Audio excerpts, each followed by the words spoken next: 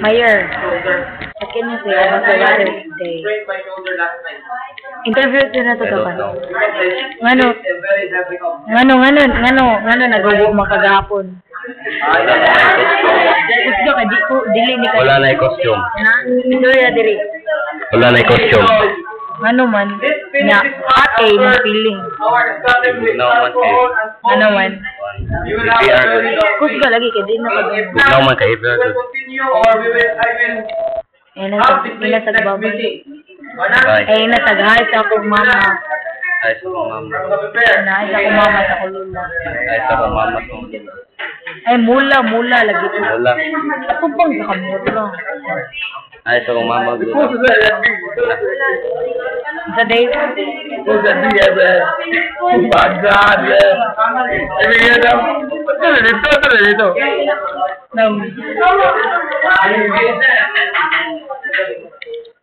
Okay, before we start with our booking, let's have a short review on the topic taken last week.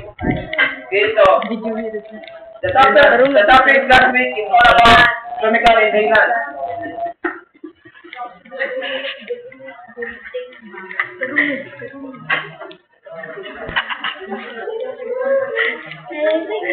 Okay.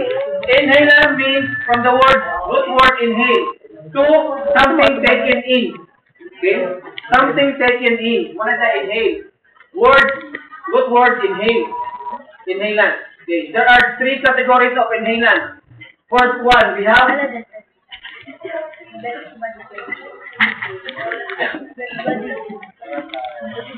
volatile solvent. Second, aerosols. Third, gases. Okay, so these are the three major or kinds of chemical inhalants. They are very famous. Okay, so when you talk volatile, from the word of volatile, it is a chemical or substance that will evaporate quickly if exposed in the air or open. Okay, so muna siyang volatile. Example ng mga volatile substances are gasoline, acetone, paste thinner,